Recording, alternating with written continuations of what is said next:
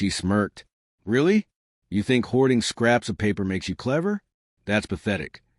I replied, pathetic protects. When those scraps became fraud evidence and she was subpoenaed, the smirk disappeared. I'm 32, male, co-own a catering company with my ex. Best friend, Veronica, 34. Emphasis on co-own, past tense. We launched it 5 years back. 2 burned-out line cooks tired of filling someone else's pockets. We pooled our savings, secured a small loan, and opened a catering service focused on private parties and corporate events. Equal partners. From day one, I obsessed over records. Every receipt, invoice, bank statement, scanned, filed, backed up in the cloud. At home, a labeled cabinet with folders sorted by year and vendor. Veronica mocked me constantly. Why save a $3 napkin receipt? Documentation equals survival. I'd tell her. She'd scoff. Control freak. Nobody cares. But I wasn't doing it for control. My dad owned a small auto shop and got audited when I was 16. The panic nearly killed him. He drilled one thing into me: keep everything.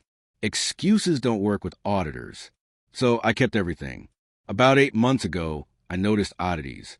Supply costs higher than they should have been. Cash deposits lighter than expected. When I flagged it, Veronica brushed me off.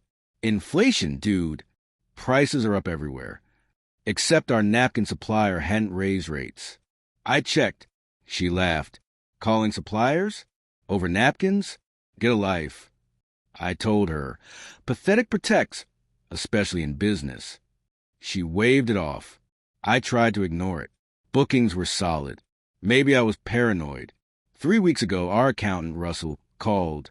Not emailed, not texted, called. Urgent. Meet in person. With Veronica. The meeting floored me. He spread spreadsheets across the table. About $45,000 in discrepancies. Cash deposits mismatched. Expenses inflated. Vendor payments that didn't exist. Veronica scoffed. You're overreacting. Just clerical errors. But Russell had checked. I called 3 vendors myself. Phones disconnected. Addresses tied to apartments. My stomach sank. Veronica shifted from smug to hostile. So what? Sometimes we use small cash-only suppliers. Russell looked her in the eye. No, this is fraud. The word froze the room. Veronica exploded. Fraud? I've bled for this company. I said, then you won't mind a forensic audit. She stormed out. That night, she texted me a wall about betrayal and paranoia. I hired a forensic accountant next morning. The findings? Brutal. Update 1. Veronica was running multiple scams. Fake vendors. 3 shell companies. False invoices. $28,000 pocketed. Cash skimming. Reporting less from cash-only events. Pocketing difference. $12,000. Personal expenses. Clothes, car payments, even her gym, filed as business. $5,000. And she was sloppy. Sequential invoice numbers, same-day submissions, identical terms. Amateur fraud. When confronted, she scrambled. Vendors are real, you just don't know them. Cash? Misunderstanding. Forgot to record tips. Everyone mixes personal expenses. Not me. I had proof. Then she went on the attack. Nobody likes working with you. Obsessive freak with your stupid files. I said, I'm protecting the business. Her reply made my choice clear. Fine. Prove every dollar. When you can't, I'll sue you for defamation. Challenge accepted. I spent 3 days assembling 5 years of records. Meanwhile, Veronica filed her own suit, harassment, hostile environment, breach of duty.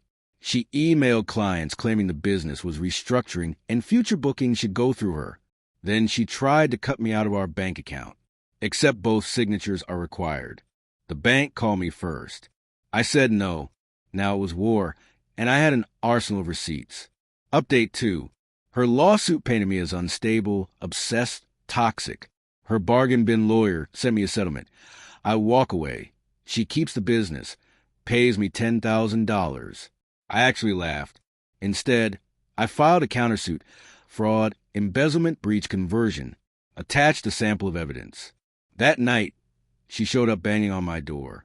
"We need to talk like adults." I answered through the door. "Talk to my lawyer." She screamed, "You'll regret this. I'll tell everyone you're abusive, that you stole from me." My doorbell cam recorded everything. Next day, fake reviews flooded in. Dozens of 1-stars, claims of food poisoning, racism, botched events. All from accounts created within hours. Problem: some events never happened. Easy to disprove. I documented everything. Meanwhile, the forensic account uncovered more insurance fraud. 3 fake claims. $15,000. Equipment supposedly stolen, still sitting in her garage. Insurance fraud changes everything. My lawyer's eyes lit up. Criminal charges now possible. We offered her one chance. Repay, walk away, no criminal case. She sneered back. "See you in court." Fine. Court it is. Update 3. Remember those receipts she ridiculed? They became exhibits A through ZZ. Trial set. But first, depositions. If you never sat through one, imagine hours of questions where every word can sink you. Veronica's deposition? A train wreck.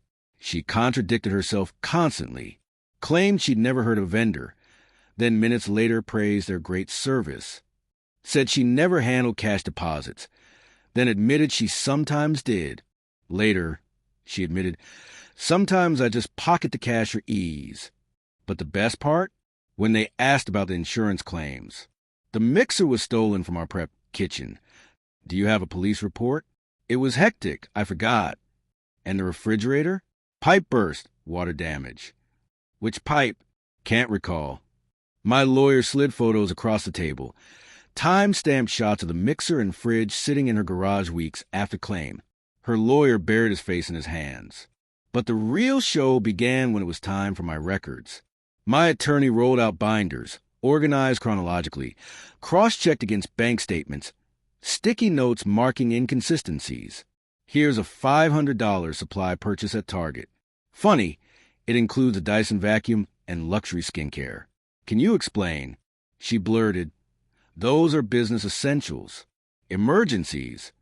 6 hours later, after endless contradictions, Veronica looked hollow. Her lawyer looked broken, but she still refused to settle. Still thought she had a chance. Then came discovery. Access to her personal accounts. Deposits popped up, amounts identical to the vendor payments, always within days. Even better, text messages to her sister bragging about her bank balance. Business is booming. Who needs a raise when you're the boss? Her sister, clueless, thought it was just success. Those texts became exhibits. My lawyer called me after reviewing them. She's finished. Her lawyer wants to meet. Update 4. Supposed to be a settlement conference. Veronica strutted in wearing designer brands. No doubt bought with stolen funds. Still acting superior.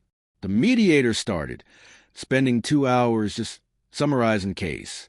Fake vendors, skimming personal charges, insurance fraud, fake reviews, threats. Then, "Ms. ____, do you have any rebuttal?" She hissed, "It's all circumstantial. He's framing me." Her lawyer sighed. "Veronica," she cut him off. "He forged those receipts." My attorney calmly opened another binder. Interesting theory. Shall we review the forensic authentication or the store security footage? Yes, I'd requested footage. There she was, clear as day, loading personal goods and swiping the company card. The mediator paused for a break. In the hallway, Veronica screamed at her attorney, "You said they couldn't prove anything." When we reconvened, her lawyer gave up. "My client is prepared to discuss terms." Our terms: full restitution, $60,000, stolen funds plus fees and interest. She forfeits all ownership. She pays my legal costs. No criminal charges filed. Veronica snapped, 60 grand? I don't have it." The mediator asked, "Where did the money go?" Silence. Finally, she muttered, "I need 6 months." My lawyer stood, 30 days. First $20,000 in 10 days, or we press charges. The next day, her parents stormed into our kitchen mid-prep, her mom sobbing, her dad furious, but at her How could you do this? We raised you better. Turns out she confessed, begging them for money. Worse, this wasn't her first scheme. She'd pulled stunts at her last restaurant job, too. Quiet firing, no charges. Her dad pulled me aside, voice low. We'll cover it. Please, no criminal charges. She's still our daughter. I pitted them. Decent people with a disaster for a kid. If she pays in full and stays on my business, we'll leave it at that. He nodded. Done. Update 5. Veronica paid. Begrudgingly. First $20,000 in 10 days, courtesy of her parents. Another $20,000 2 weeks later. Final $20,000 at the deadline. She also signed over her stake. Clean paperwork. No strings. I was now sole owner. But her ego wasn't finished. 2 weeks later, the harassment started. Messages from her friends, cousins, random nobodies. You ruined her life. She made one mistake, and you destroyed her. You're greedy, you stole her company.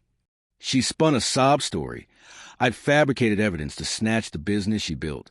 One of her friends even crashed a catering gig, shouting to the client that I was a fraud. Security escorted her out. Luckily, I had court documents ready. The client booked 3 more events. Still, the smear campaign escalated. Fake reviews, prank calls canceled orders. I logged everything, sent cease and desists. Then came the twist. Remember the forensic accountant? They'd advised notifying insurers about her fraud. I'd hesitated, wanted it over quietly, but with the harassment ongoing, I called. Insurance fraud isn't small potatoes. Their investigators are relentless. Within weeks, they uncovered more. False car insurance claims, phantom accidents. Fake burglary on renter's insurance. Nothing stolen. A trail of fraud across multiple companies, multiple years. They built a criminal case. Veronica's dad called me again, desperate. We paid you back. You promised no charges.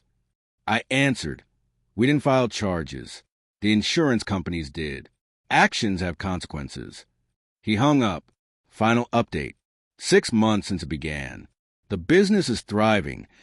Profits up 40% without someone siphoning. Hired 2 new staff who love my record keeping. Turns out structure makes employees feel safe. As for Veronica, she took a plea deal. No prison, but 3 years probation, crushing fines, restitution over $50,000. Her parents refinanced their house to cover it. She's barred from handling money, barred from fiduciary roles, barred from trust. For someone who sneered at petty paperwork, it's poetic justice. The harassment? Gone. Amazing what criminal charges do. Fake reviews stopped, calls ended, flying monkeys vanished. At a recent conference, Russell, the accountant who flagged it all, bought me a beer. Most people would have swallowed the loss, he said. Confronting a partner is brutal. I raised my glass. I had the receipts. Would have been wasteful not to use them. He laughed. Still saving every scrap? Of course, I grinned. Petty pays. Last week, during a tasting for a huge corporate contract, the client introduced herself. Looked familiar. Halfway through, she said, "My cousin is Veronica." My stomach dropped. "Here we go." She continued. "She told the family you ruined her life. But my dad's an accountant. He checked the court records. I know the truth." She smiled. "You really keep every receipt?" "Every single one." "Good. I like that. You're hired." A $30,000 booking. Looking back, there's no satisfaction in watching someone implode from greed. It's just sad. Veronica had a solid business, a loyal partner, a future. She traded it all for $45,000 she could have earned legitimately. But I don't feel guilt. I didn't forge vendors. I didn't skim cash. I didn't file bogus claims. I just kept receipts. She mocked me for being petty. But really, she mocked accountability, trust, honesty. She's not mocking anymore. And me, I'm not laughing either. But I'm at peace. My business is clean, my conscience clear, and my filing cabinet neatly organized. Because in business and in life, records aren't petty. They're protection. So if someone tells you documentation makes you obsessive or controlling, run. And keep your receipts. You'll be glad you did when the laughter dies